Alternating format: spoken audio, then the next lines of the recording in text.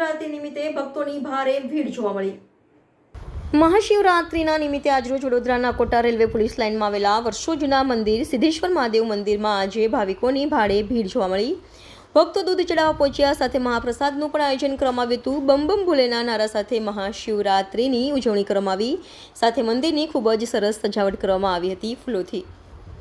Bureau report Rahul Rajput, YNN news, Vadodara.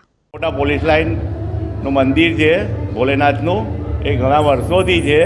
અહીંયા લોકો શ્રદ્ધાપૂર્વક આવે છે, એમની મનોકામના પૂર્ણ થાય છે.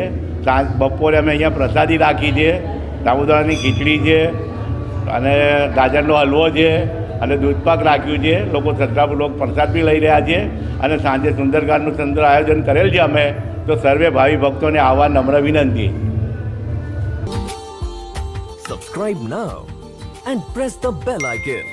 Never miss an update.